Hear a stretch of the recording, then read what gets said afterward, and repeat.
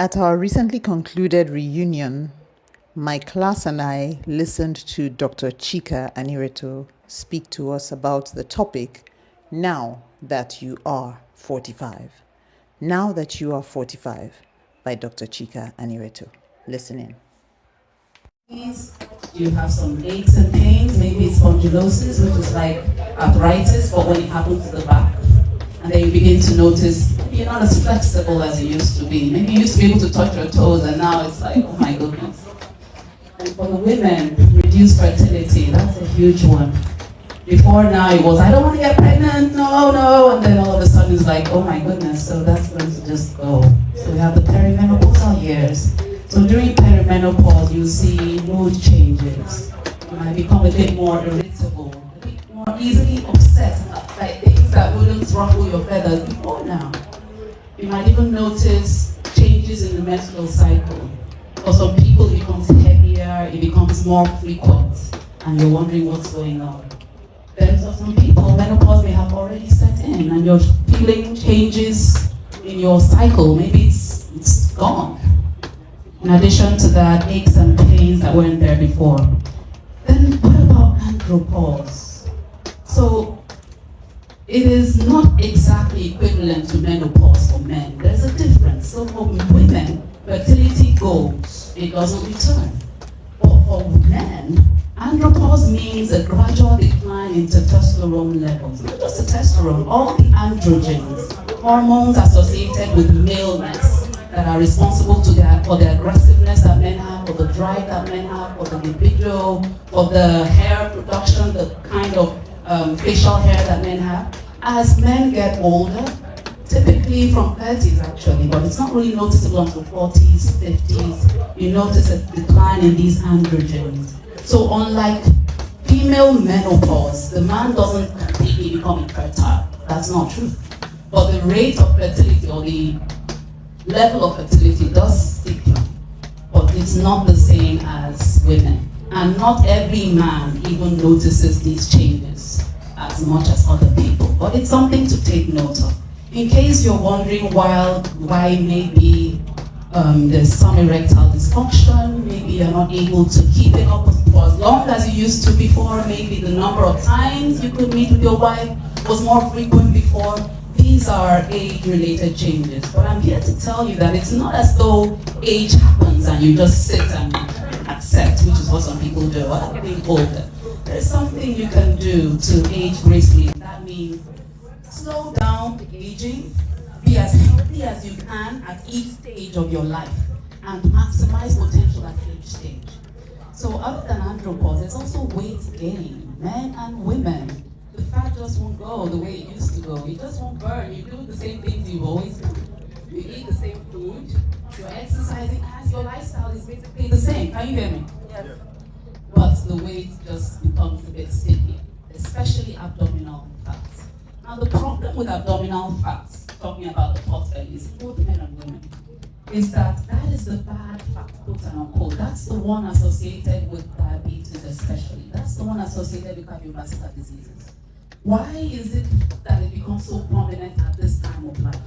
It is because of those hormones in men and in women. So for women, the loss of estrogen causes a redistribution of fat. So fat that used to hang out in your hips before just kind of migrate to your tummy, and all of a sudden you're looking different to yourself in the mirror. For the men as well, it's more common in men because men have more muscle bulk. So as a man gets older, muscles begin to reduce, and for men and women, but it's more noticeable in men because they have more muscle bulk than women. And because muscles tend to burn calories faster than fat, calories are burned faster than muscles than any other tissue.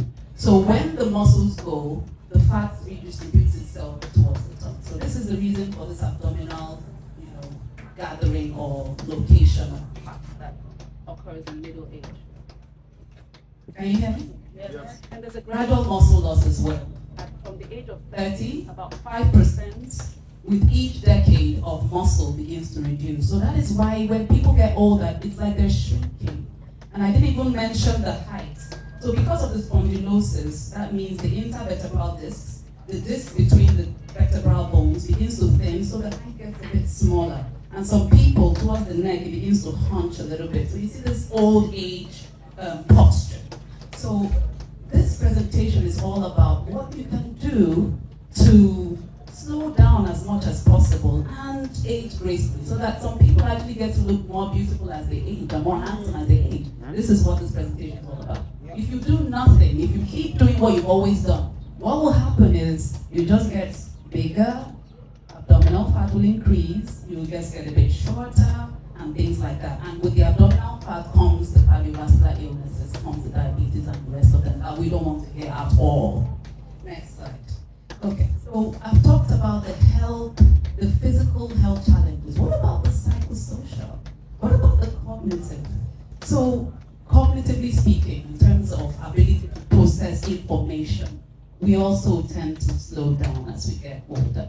Working memory capacity. Working memory is that memory that helps you to hold on to things in your mind. Like you want to do 2 plus 2.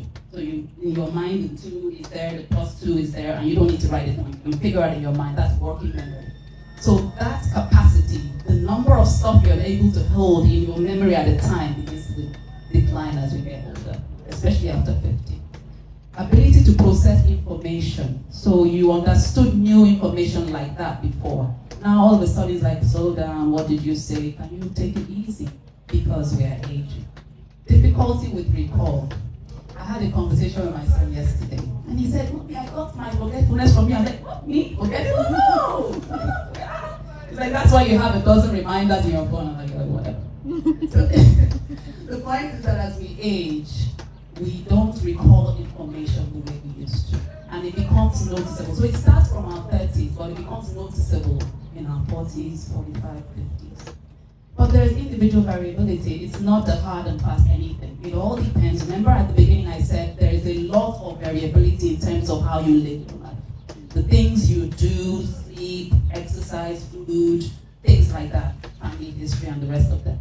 But I'm concerned with the things within our control. Then family and relationships. Middle age is a time when care for your your older children and your aged parents is important. So we are at the sandwich space where you're in between, you're handling your kids, you're handling your old age parents, and you have to, sort out your career while you're doing all that. So in addition to all that, there's stress, some people face burnout, and sometimes there's masking. So masking is where you don't show up as your authentic self. And this is what a lot of us do. What it means is you wear a mask and show up the way you perceive you're expected to show up. So if you're in an environment where people are chatty, you become chatty. If you're in an environment where people are more reserved, you become more reserved. So you're a bit like a chameleon. You're not being who you really are. So the problem with this is that it leads to exhaustion and causes, increases stress and burnout. Marital stress as well. This is the time when midlife crisis could occur. So midlife crisis is not a diagnosis according to DSM-5 or anything like that. It's just a collection of symptoms that tend to happen at this time of life. And why it happens is because you are old enough to have self-esteem, you know who you are, you're self-aware, your goals are in front of you, your values are clearer. So you begin to reevaluate your life and say to yourself, is this what I want to do? Am I in the right career? Am I with the right person? Why am I living with this man? I'm not even happy, or this woman. So when the questions like this arise, it's almost like a crisis. You're beginning to wonder whether I am not making a mistake in my career, with my relationship, in my children. And this is the time where for women, you begin to see things like, I want to do plastic surgery. It's almost like you're fighting to retain your youth, to retain time, to do what you think you need to do with your life. So you see, flash decisions are being made.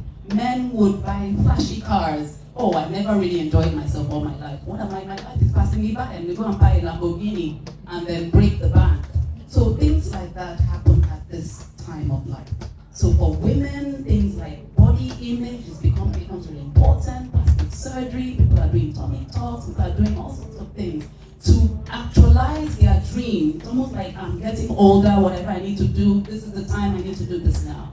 And for men, relationship with younger women tend to occur because it boosts their self-esteem. It tells them, you still got it. And then you see things like this happening. And of course, with the stress it puts on your primary relationship with your spouse. So career, I talked about reevaluation. This is where people sit down and say, I'm not doing what I've always wanted to do. I'm going to change. I'm going to follow my passion. I've always done this for my parents, for this reason, for that reason. Now my kids are older, boarding school, university. Now I'm going to do me. I'm going to pursue what I want to do. This is the time it happens. According to a psychologist, American psychologist called Erickson, this is the time when the crisis of generativity versus stagnation sets in. Excuse me. So generativity means I want to leave a legacy. What will I be remembered for? What will I leave for my children? What will I leave for the younger generation? What impact have I made in the lives of these people? How have I been impactful in the lives of the younger people? And this is the time where people begin to build, things that outlive them. They begin to put in place things that when they're gone, they will say, oh, we knew to look for this. Oh, we knew how this is our niche. Then people who are not able to achieve that, this is a time when there's regrets, there's despair, they feel like they're stuck, they feel like they're not moving on, like their life has just, been a waste. So this is the stage where this happens, where people begin to think of what happens after they're gone. And finally, some people are afraid of getting older. Some people feel as if there's a time bomb ticking. I have no time. All my life I've worked for my parents, for my children, for my husband. I have no time to do what I've always wanted to do. I don't even know, maybe you lost someone, maybe someone, a classmate or a family member about your age has died, and then you realize your mortality and you become afraid of dying and getting older. And you realize that, oh, I've wasted a lot of time. But it's not all gloom and doom. There's some perks to getting older. Improve social skills, especially our generation. We were alive before the internet. We were alive before social media. We learned to play outside with one another. We developed social skills. We know how to relate. Quite unlike, if I might add, the younger generation. I went through a study once that said that Gen Zs, that is the people that are 25 and below, they are able to recognize emotions better on emojis than on human faces. So when they are typing, they can do all their shortcuts and all that, and then they are sending emojis. But because they have always, all their life they've had the internet, all their life they've had these gadgets. So they relate better with gadgets and screens than they do with actual humans. So that's the perk of being middle-aged at this time, because we are experts at social skills. We've been doing that all our lives. Social media just came to enhance it. We have the basic foundation of knowing how to communicate with one another, and we can teach it to the next generation. Increase emotional maturity. So that's a perk of being middle-aged. You are gone past the things that would cause crisis. Sometimes my daughter would call and she would say, and she's in tears and she's emotional. She's in university second year. And what's the problem? My friends, she called their name, which I know. They went for a party without me. Can you imagine? She's so upset. I'm like, calm down. What does that mean? They don't like me anymore. When they group, why they do this? So I'm like trying to calm her down. But remember when you were just as intensely, stressed like things like this. But with age, things don't phase us so much. A lot of emotional maturity. Things happen, you're like, okay, it could be worse. You're alive, be grateful, be grateful. So emotional maturity. Increase independence. We're at the age where a lot of us have financial strength to do what we want to do. We don't need permission from anyone.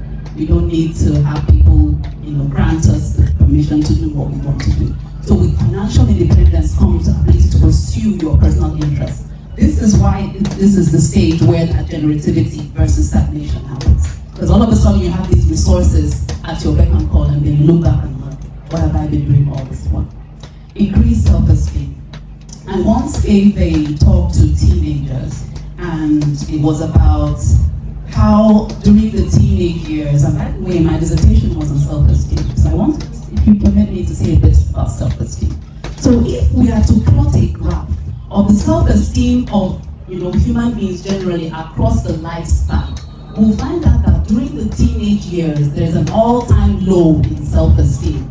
That is sense of self-worth, sense of I'm good enough, I am able, I'm capable, I got this, is an all-time low. So forgive your teens when they are, shaking apart like things like that, because this is the age where this thing happens. But in middle age, so after that age, in middle age, 45, 50, 60, that is when self-esteem is at an all-time high. You know who you are.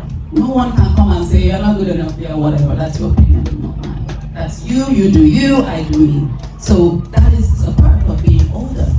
You're more secure, more self-aware, more self-accepting. So you see yourself, warts and all, and you accept all of you. Shift in values. So at this age, there's also an increased sense of purpose. We are not just working for applause or comments or likes. You are doing things you're doing because, this is impactful, this is meaningful, this is my passion, this is what I want to do, this will make impact and touch lives. So talking about physical health, before we go into cognitive and psychosocial health, what are the things we could do to keep these bodies of ours strong as possible? So one thing is the periodic health check. So notice I said periodic, not annual health check. Annual health check is the one you do every year. Periodic health check means you do this test when you notice a shift from the norm. So there are some routine tests that are supposed to be done at different ages, and depending on the frequency and your personal history, that are done routinely, and then some that are done, periodically. So starting from the history, so you go and see your doctor and you say, I want to do a periodic health check. First thing they'll do is they'll take a history. You know the usual history, but the emphasis will be on your personal history. What has life been like for you? Do you have any medical conditions right now? Has anyone ever said that your blood pressure was high? Has your blood sugar ever been high? Have you fallen before? Any fractures, things like that? And then family history. Family history of, high blood pressure, diabetes, cardiovascular illness, and things like that. Social history. This is where your lifestyle is x-rayed. Do you do physical activity? How often? What are you eating? Vegetables and fruits? Do you smoke? Do you drink? How often? Are you sleeping well? Things like that. And you're also screened for mood disorders. So in Nigeria, 1 in every 4 Nigerians has a mental illness. So we think it's far away from us, but it's right here actually. In fact, there's a silent epidemic, just to say, of mental illness going on, even in our own country. So all these things are screened during your periodic health check. Mood disorders, burnout, and then the physical comes in. Amongst everything else the specifics are your body mass index. So there is a myth that your body mass index should naturally increase as you get older. That's a myth, it's not true. If you are overweight or obese, you are at risk of certain things regardless of how old you are. Same thing with blood pressure. There's a myth, it used to be true, or we thought it was true until it was discovered from the mice control trial that it was false. People used to say that, blood pressure of 150, 90, and 55 is not bad. It's not true. The truth is, no matter how old you are, if your blood pressure is above the norm, so we have the upper limit before you contact anyone, 140, 90 and above. But it doesn't mean that because your blood pressure is 130 that it's okay. It's not okay. The optimal blood pressure is 120/80, less than 120/80. So if you are 45, 50, however old you are as a middle-aged person, and your blood pressure is not less than 120/80, you need to start working. Don't wait for it to become 130-something, 140-something, and then you begin to work. You can actually do a lot about it by yourself. So exams of your cardiovascular system, musculoskeletal system, your height. So people say sometimes, middle-aged patients of mine, why are you measuring my height? Am I decreasing? I'm like, I'll explain what I'm doing. And the reason is what I told you earlier. There is a gradual reduction, and sometimes it will even be a mid-thoracic fracture. Compression fracture of the mid-spine, and it's asymptomatic, and people are going around, you don't really know. It could be a telltale sign of osteoporosis. So minus the menopause, even the andropause can cause osteoporosis in men. There are physical conditions that make our bones thinner than they are supposed to be. So take people like with COPD that have to be on steroids. So steroids will thin your bones. People that have digestive issues, Crohn's disease and things like that. they are not able to absorb some of these calcium and vitamin D, so their bones are thinner. So in people like that, you will see a reduction in height, which we make note of. And then if you do a DEXA scan, which is to check for the strength or the how brittle the bone is, you will see that it's reduced.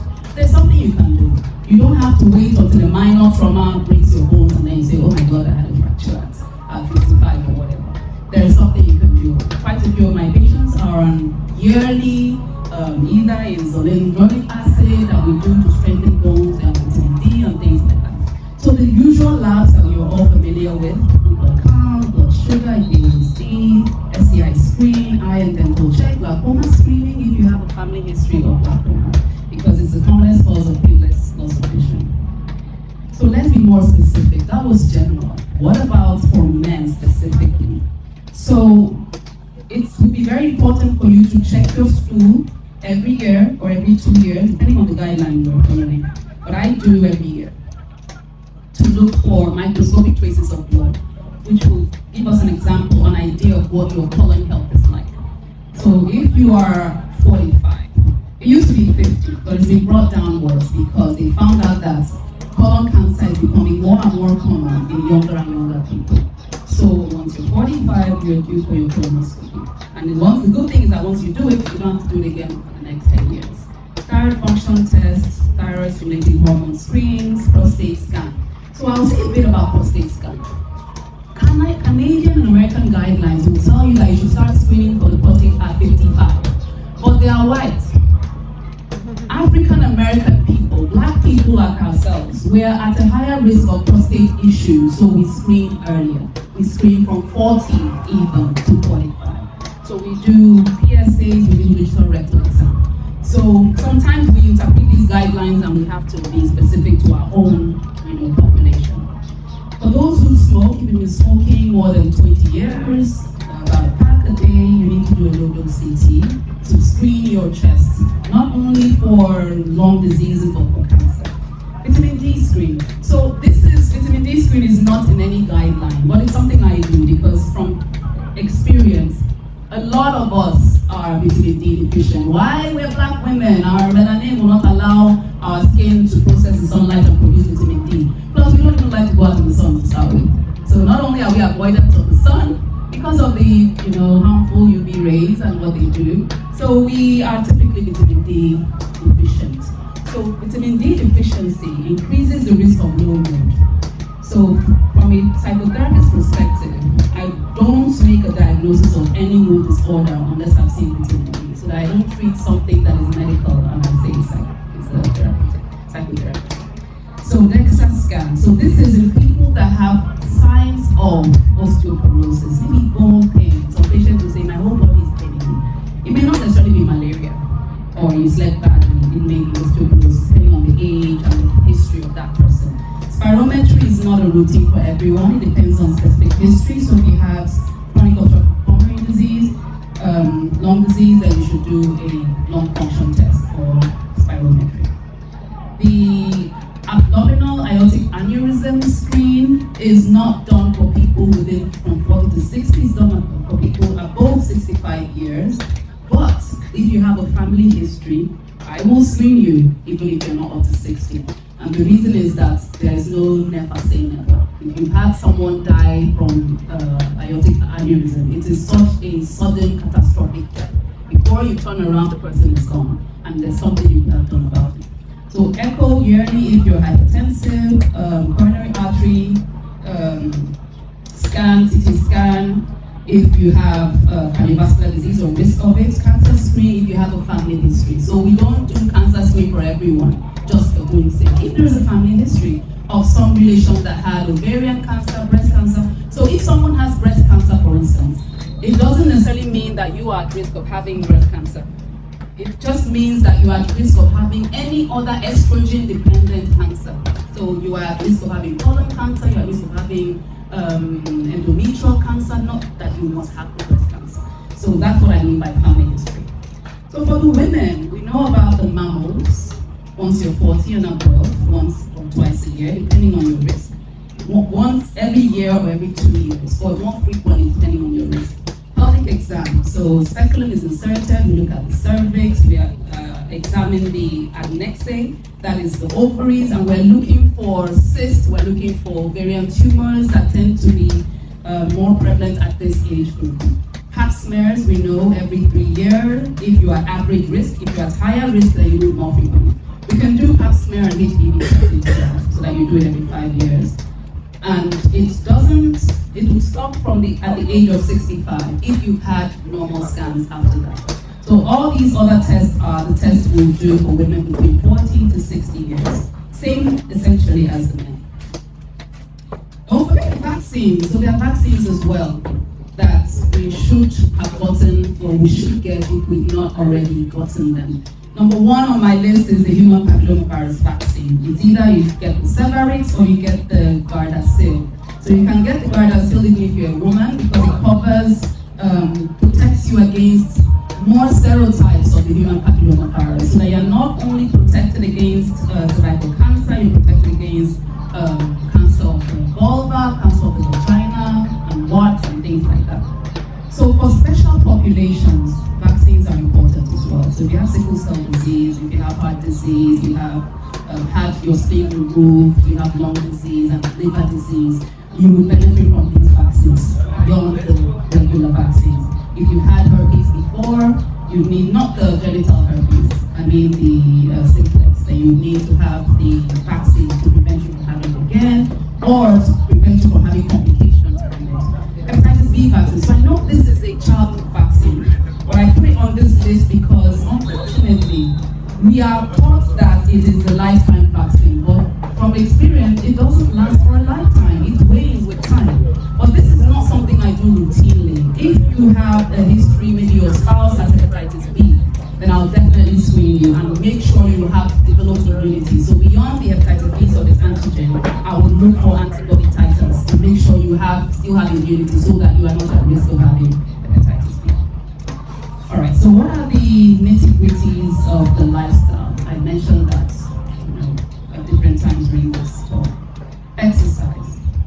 So if you are not overweight and weight loss is not your goal, your BMI is optimal, you should aim for about 30 minutes of aerobic physical activity, about 4 to 5 times a week. And it mustn't be a 30 minutes as a stretch. So you can do 10, 15 minutes sometime, 15 minutes another time, 10 minutes sometime, 10, 10, 10, however you like, as long as in 24 hours, you've moved around for about 30 minutes.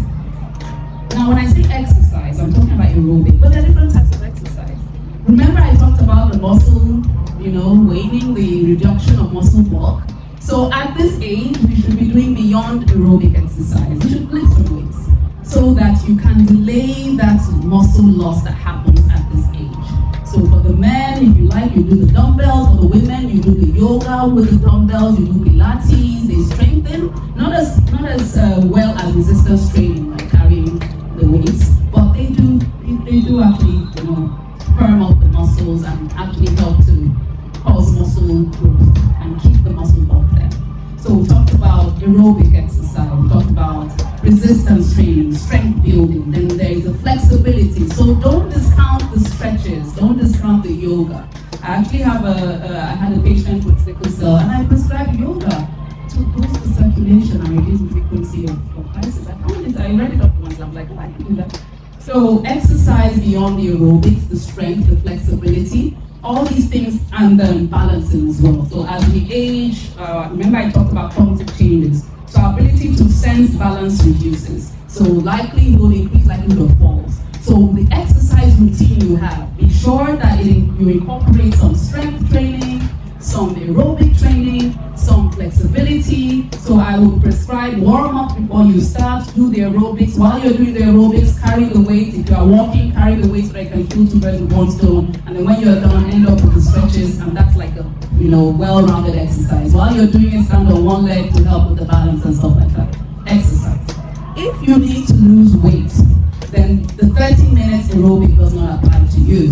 We're now looking for 1 hour aerobic activity, in addition to everything else I mentioned. So 1 hour, you need to do that about 4 to 5 times a week if you want to see some weight gain, weight loss. So I've talked about exercise. Next, diet. So there's actually a plate there. This is a rough guide of how we all should be eating at this point. Not even only at this point, this is how everyone should eat actually. So if you were to divide your plate into four portions, an entire half would be vegetables and fruits. The remaining entire half, if you divide it into two, 1/4 would be carbohydrates. Carbohydrates, we have the complex versus the simple. Complex preferably. Why? Because the body uses energy to break down complex carbohydrates, and it's not hard to get. Beans is a complex carbohydrates. Brown bread is not as tasty, but it's healthier.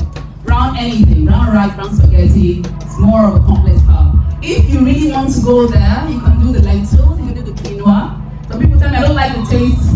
You can spice it up, mix it up, chop chicken, chop fish, chop the vegetables, make it tasty. Then the lower half will not have the protein. So we prefer white meat to red meat. So the white meat is the fish and the chicken, and the red meat is the beef, the goat, the intestine, the everything else. So white is preferable because it gives you less cholesterol than the red. So that's about that. So with every meal, we aim to have fruits and veg with every single meal. That's the dash card. And if you do that, the advantage is that those antioxidants I mentioned at the beginning that will help to neutralize the free radicals, that are the natural exhaust of the body, are present in the food you eat. And all the things I've said, especially fruits and veg, they have all these antioxidants and will keep you healthy. Adequate sleep. Can you hear me? Yeah. So adequate sleep. So sleep is crucial. Everything is worsened by lack of sleep. Physical ailments are worsened when the person is not sleeping. Psychological ailments are worsened when the person is not sleeping. In fact, they can even precipitate something in someone who is predisposed to lack of sleep. So sleep is huge. So how much sleep do we need? Very good question. So anywhere from 7 hours. Yeah, 7 hours. From 7 hours to 9 hours, so the literature says. And the literature will also say that a lot of people don't even get up to 6 hours a day. But it's not only that the sleep should be, it's not only the length or the duration of the sleep, it's the quality of the sleep. So some people sleep and the sleep is shallow and they wake up unrefreshed and still stressed. I want to point out something. Sleep can retard your weight loss efforts.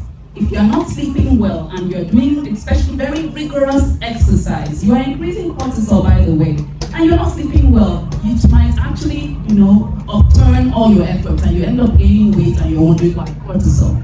So that's why sleep is important. And when we sleep, we actually, recharge our batteries. The body is better able to make these antioxidants with the fuel that you've given it when you sleep better. So sleep medicine is a whole new branch altogether. But telltale tips on how to get good sleep is the sleep hygiene. That is, see if you can sleep and wake up around the same time every day. Have a routine, a nighttime routine that will tell your body and your mind that we're rounding up now, and it has to be the same routine in the same order every night. For instance, you go for a walk, you have a bath, you say your prayers, you go to sleep. Every night you go to a walk, you have your bath, you say do it in the same order and sleep around the same time. The chances that you feel sleepy are higher if you keep a routine. In addition to, so you did this and you still didn't sleep. Wake up at the same time you would the next morning. It increases the sleep drive. That is your tendency that you will sleep that night. If you stay in bed trying to forcefully get to sleep, there's a reduced chance that you'll sleep. So it's a bit paradoxical, but it works. Water intake. So we need about 2 to 3 liters of water every day just to get our bodies running. You all know that our bodies are large percent of our body is water. Substances. So this merits mention because with all the stress that is going on in our lives, it is understandable that people need a bit of help to calm down, to reduce anxiety. So smoking, weed, alcohol, a bit of help here and there. But if I use alcohol as an example, we now know that no amount of alcohol is 100% safe. So we move beyond how many glasses, how many meals, whether it's alcohol, whether it's beer or spirits too. You know what, don't drink it at all if you can help it. Any quantity of alcohol has some deleterious effect. Spirituality. So it is part of lifestyle. We are spiritual people.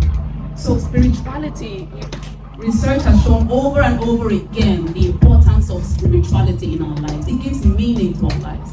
In midlife crisis, I mentioned, people who are spiritual tend to have that less because there's a meaning, there's a sense of purpose. And even after surgery, they recover faster. People who believe in God, and the God can be, whether you're Muslim, whether you're Christian, just believe. So spirituality is huge in terms of lifestyle. Reduces all the stress hormones that we talked about. In fact, when I talk about stress management, I mention spirituality. Because in practice, I have seen patients who were at the boundary between life and death, talking about suicidal, and it was spirituality that was the only thing holding them back from living their life. So it's important. Sexual intimacy. So that merits mention as well. So it's part of when we say lifestyle. All these things is what we mean when we say lifestyle. So for men especially, sexual intimacy, because men tend to have the touch as their love language. So if I'm not touching you, I'm not seeing you, it's hard for me to feel love or express my love for you, talking from a man's perspective. Am I wrong, men?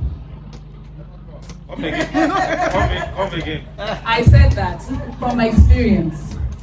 Men tend to have touch as their love language. And I said, am I wrong? I'm correct. Yeah, I've seen that a lot. So there's no study, I'm not quoting any study, I'm just quoting experience. So I'm just trying to emphasize. Thank you. So we have some witnesses. So sexual intimacy is very important. And as much as because of what we said about women, the perimenopause, some people lubrication around the genital area is not the way it used to be, there tends to be an imbalance or a discordance between a man and his wife at this area. While the men are still going strong, women are like, oh, gotta calm down. And then there is this dysfunction. But when I go on, we'll talk a bit about how to kind of spice up things relationship-wise. So addressing the physical health challenges. So I've mentioned the challenges, so what is the solution? For the thinning hair and the hair loss, there are topical treatments actually, medically, and in terms of your lifestyle. So we have the minoxidil solutions, finasteride tablets that can increase the thickness of hair.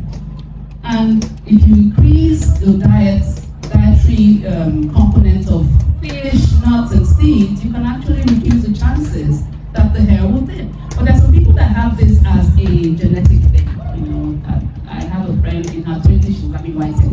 Now her hair is almost always, and we're about the same age.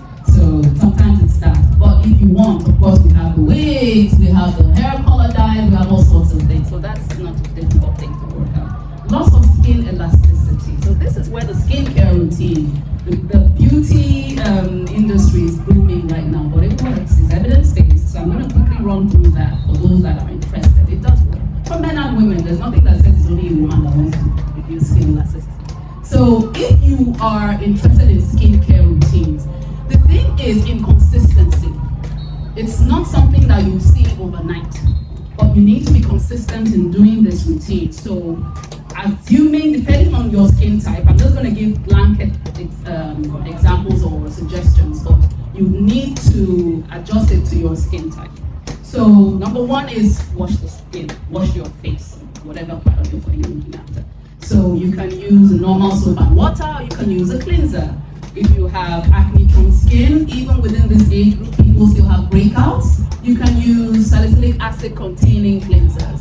Then you should tone. So toners, what they do is to balance the pH of the skin so that when you apply the serum, whatever it is, vitamin C, retinol, or whatever, it doesn't irritate or undo the balance, the natural balance of your skin pH, and now increase breakouts. So some people, paradoxically, when they do skincare, they now have breakouts because they're missing some steps. So the cleanser, the toner, then the serum. So this is the time after the toner, you have the vitamin C serum in the morning and evening if you don't do retinol at night.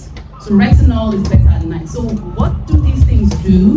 They cause the body to produce the collagen that is being, is waning off with time. So it's like you are trying to hold back the dial of time, and the skin elasticity that is supposed to be reducing can actually remain the same, or actually increase depending on what you do. So collagen, skincare routine, that is one. So skin care is not just skin deep. Everything else I've said is important as well in terms of lifestyle. So exercise, what you eat, how you sleep, how you manage stress. Reduced sensory ability. So this is time to check your eyesight.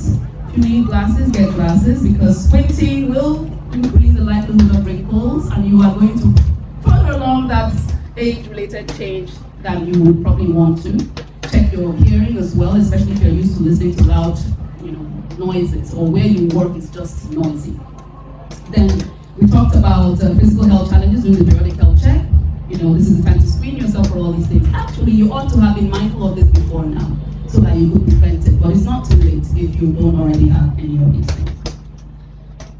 Then if it's perimenopause, so this is something that I talk to a lot of my patients about. It's a frequent conversation we have. So what do I do about my moods? Is this all me, or is this hormonal? I'm really tired. I'm really always just tired. I don't have the zest. I'm not as motivated as I used to be. So we first of all exclude other things. So many other things can cause it. Thyroid hormones can be out of whack, for instance. It could be some medical condition. When we're done doing all that, then we can address the symptoms, because it might be perimenopause. So things like the exercise. So there is this adage I coined: energy begets energy. Talking about fatigue from perimenopause. So if you're tired and it's a hormonal thing, talking about estrogen waning, the tendency is to rest, isn't it? And to just take it easy. You want to do your morning exercise, so you take it easy. I counsel against that. We said we have excluded medical conditions. Rather, I would say, if you used to do like something vigorous, you can tone it down or do something.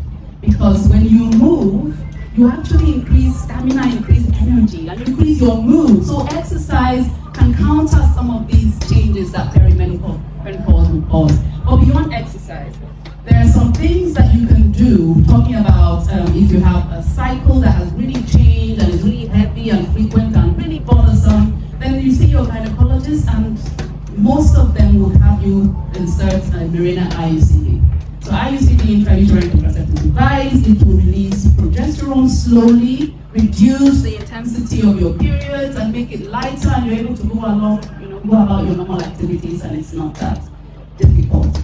Then if you don't know all that, and the mood swings are still bothersome, the fatigue is still bothersome, we have meds that could help. Before we go into the hormonal replacement therapy, which I hardly do because of the side effects and risks of cancer and the rest of that, I would typically do low-dose paroxetine. So paroxetine is an antidepressant, but the dose we're given is not an antidepressant dose. So research has shown that low-dose paroxetine and gabapentin would help, take the edge of some of these perimenopausal and menopausal symptoms, especially the hot flushes. But the good news is that if you don't want to do meds at all, the hot flushes are the ones that will go with time. They're not like forever and ever you'll be experiencing hot flushes. Typically 51, 52, it will happen, and then 55, it's kind of fading away. So if you don't want meds at all, it will typically get better. Then for the men, what can we do about the andropause I mentioned? There is actually testosterone replacement, but again, this is like lower down on the list. Try everything else. Diet, exercise, lose the weight. Specifically addressing erectile problems now.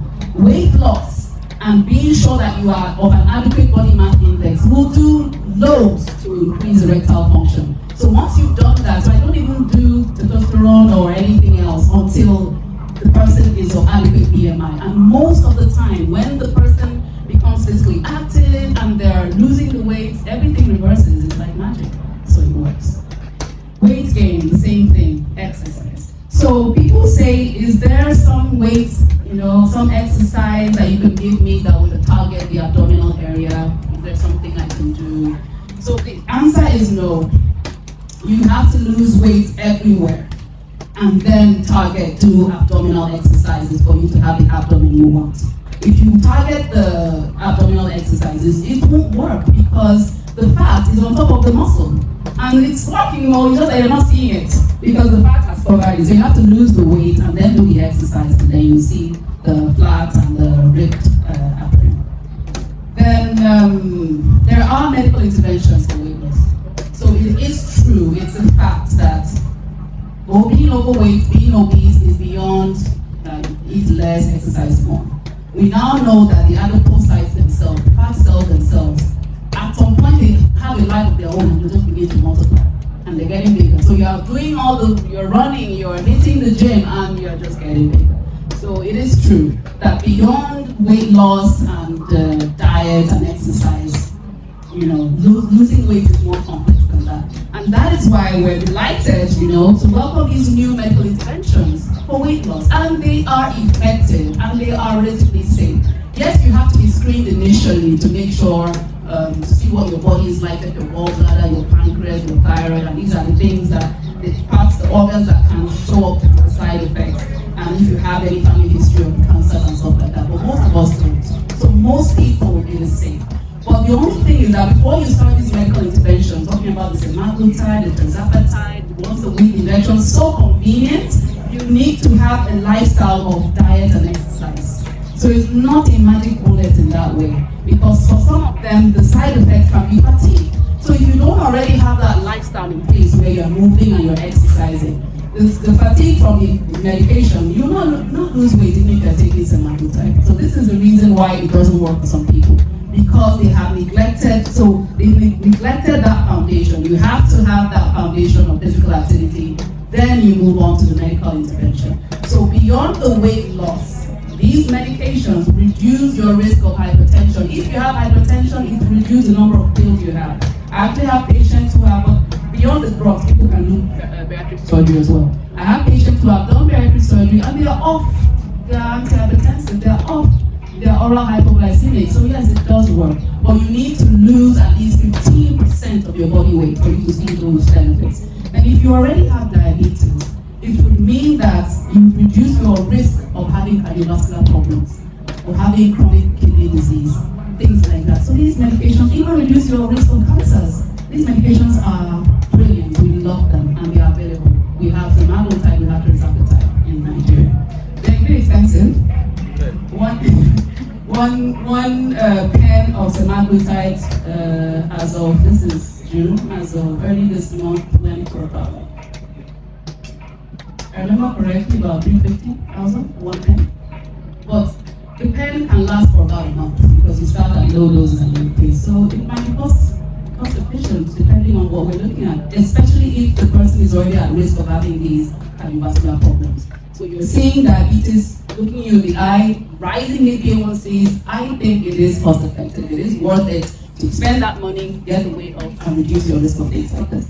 So gradual muscle loss, we talked about the strength training. And I said incorporate it into your exercise routine about 2 to 3 times a week. So it doesn't mean you should do it every day, about 2 to 3 times a week, in addition to everything else I've said, aerobic exercise, flexibility, and the rest. What about the psychosocial challenges I mentioned? What about the slow processing speed I mentioned? It turns out there are things you can do about that as well. So a lot of times is that we don't know, not that there's nothing you can do. And you find people resigned and say, well, it's old age. Well, yes, it's old age, but there's something you can do. Physical activity, you see that it cuts across everything.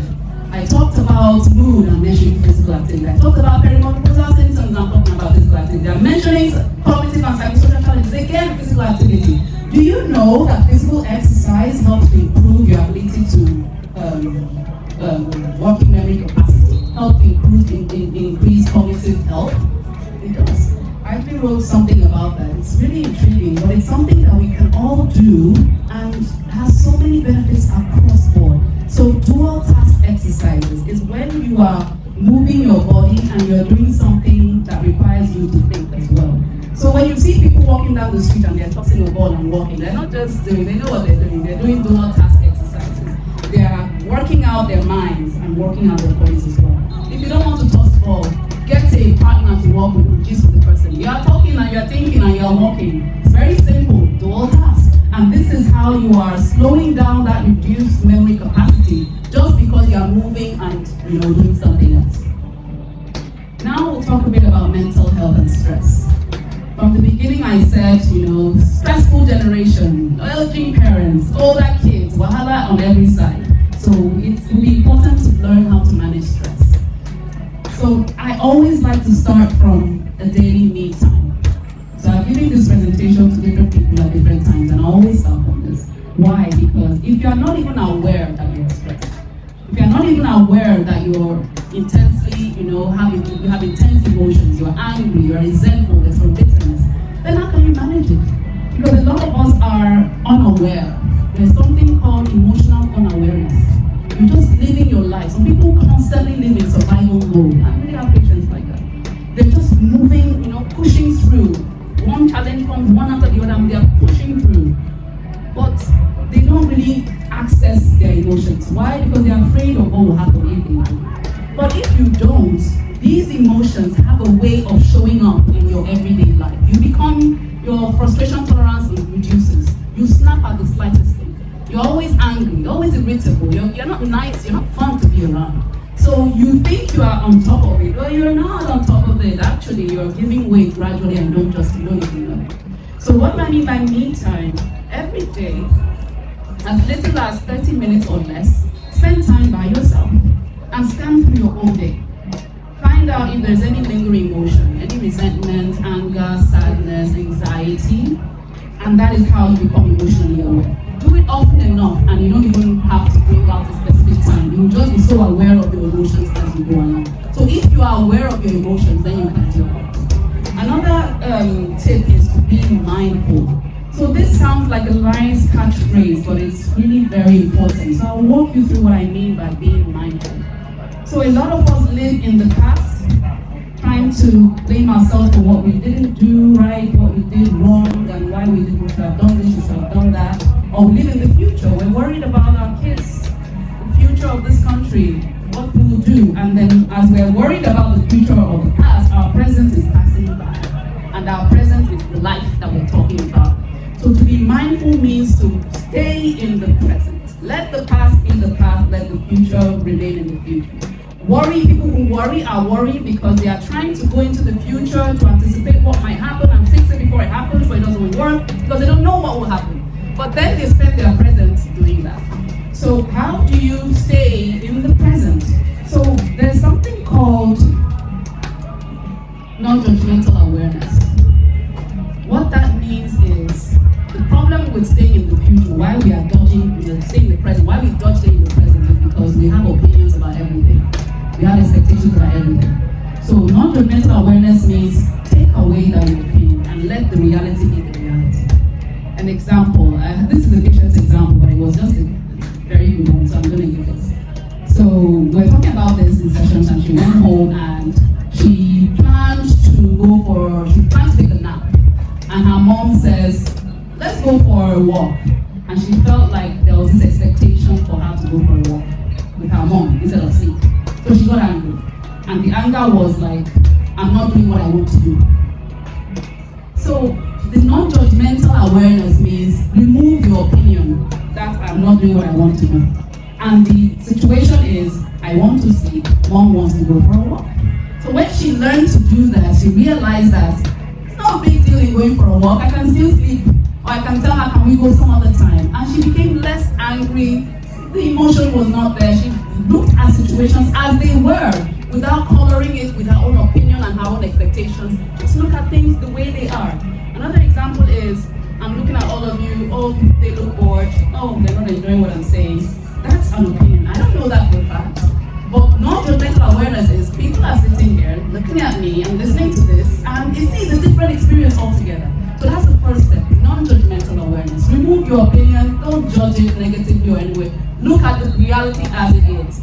Another tip or practice that will keep you mindful is to be effective. What does that mean? What is your goal in the moment? Achieve it and ignore the fact that you don't like this moment. So a lot of time we're struggling with things we don't like. It. This is not nice. I don't like that I'm getting older. Why am I getting older? Why am I not as strong as I used to be? This is not nice. This sucks according to my kids. So acceptance and being effective means, okay, there's nothing you can do about it. But what is your goal as you are getting older? My goal is to age gracefully. My goal is to achieve my purpose, to meet the needs of people that I want to meet their needs, to make impact so that my life will not just be in vain. The purpose that God brought me on this earth, I want to achieve it. That is being effective. So you are looking at your goals and you are leaving all the things that in the situation that is not pleasing. A good analogy is, imagine this ball machine that pushes out tennis balls to those that are playing tennis. So imagine that is life, throwing one challenge at you after another. So you don't like it. It's not nice. So to be ineffective is to stand there and begin to complain, oh, stop, I don't like it, stop, and then you're dodging and you're grumbling, right? To be effective means, well, I don't like that you're throwing balls at me, but I'm gonna get a bat and I'm gonna do my best to hit those balls so that you stop hitting my face. That's being effective. Another example is, imagine that you're playing a card game and there's millions of naira up for grabs, and they share you your card and your hand is not nice. And you look at it and you're like, how am I going to win this money with these cards? So to be ineffective is to say, you know what, I gave up, I quit, and then you're out of the game completely, no chance of winning. To be effective is, well, my goal is to win that money. I'm going to play the best I can. Shit this game, I will win. And then you do the best you can in that situation, regardless of the fact that it's unfavorable. So talking about mindfulness, so non-judgmental awareness, be effective. See if you can do one thing at a time. So this is difficult. When I say this, like, what about multitasking? So multitasking has been shown to actually not be effective. People who multitask end up doing a lot of things, but they are not effective as they would be if they did one thing at a time. So multitasking means you're doing different things at the same time. You will do it, but you will not do it as effectively as if you were doing one thing, finish it the next thing. So in terms of being present, if you are listening to a lecture, listen to a lecture. If you're answering a phone call, answer a phone call. If you're spending time with your husband or your spouse, spend time. Be there, listen, look at their facial expression. Be in the present, do one thing at a time. If you're with your kids, be with your kids. Even if it's for 30 seconds while you get into the house. Oh, mommy, oh, my darling, and then you greet. As you are greeting for 5 minutes, be there 5 minutes, full attention, and then you leave and go along your day. And then at each time, everything you're doing, focus your maximum attention. When you're trying to say hi to the kids and drop your bag, you are passing across a message that thing else that is distracting you is somehow competing with them for attention. Somehow more important than them. So talking about mindfulness, talking about how to, manage stress. Respond to negative self-talk. So self-talk is something we do all the time. We are running commentary on ourselves. We're giving feedback to ourselves. We're running. Okay. So, but you need to respond to them. If you don't respond to them, you build negative emotion. Gratitude and acceptance. I mentioned acceptance, which is non-judgmental awareness and be effective. Schedule activities that increase pleasure and mastery, just the way you have appointments to do work. So schedule work, schedule pleasure, schedule mastery. Hope ahead. So if you're envisaging a stressful situation, don't just wait until it happens. Imagine everything that could go wrong and fix it. In terms of how you would show up, how you would respond, how you would handle that anger or whatever. Then be assertive versus aggressive or passive. So communication, sometimes lack of communication is a problem, especially when we're talking about relationships. So the middle part is being assertive, where you are standing up for your own rights, you're speaking your mind, and you're not attacking the other person so that they are not defensive. Okay. So to achieve a work-life balance is to not just put everything you have into your work, but develop other areas of your life. Call it compartmentalization. So what are your goals and the other things that matter to you? Area of friendship, family, volunteering, sports, contributing, what do you want to achieve, and what behaviors can you engage in that would help you achieve those things. Finally, talking about the spice I mentioned earlier, to relationships. So because I'm out of time, I'm going to spend time talking about one thing and just let you have the slides, just so that I don't, skip through in their facial expression or what they do. For instance, you're sitting with your wife or your husband watching a movie and she puts her head on your shoulder. That is the big, don't miss it. So to turn towards that is to hold her back, cuddle her. To turn away is to say something like, I bet your head is heavy, shit. So you can turn towards and strengthen the relationship, or you can turn away or even against by making light of the situation or demeaning or speaking condescendingly. So we invite people to connect with us in different ways throughout life, especially those close to us. So our job is to identify those things and respond appropriately. For a kid, it could be mommy, and they look somehow. So that's an invitation for closer communication. You can turn to us and say, oh baby, what's wrong? I can be like, my friends, and then you move on. Things like that. So take home message. As we get older, we have our perks and our drawbacks. But you can do something to slow down the hand of time. You can do something to age gracefully.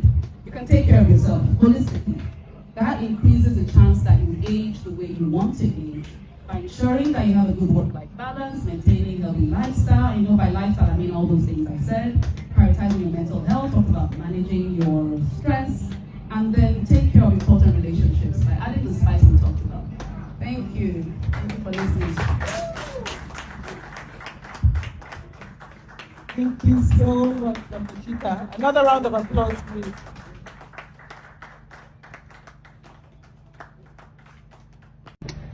All right, so at this point, I think we will just accommodate maybe two questions. Two questions for anyone. Let's have the first two hands go up. Yeah, no hands. Okay, already.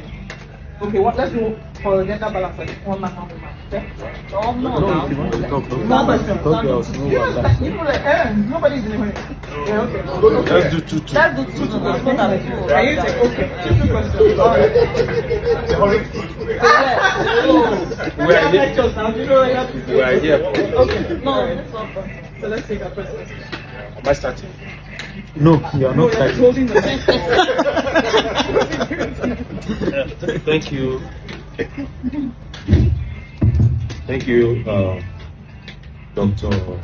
Anireto. Anireto. That was a beautiful presentation.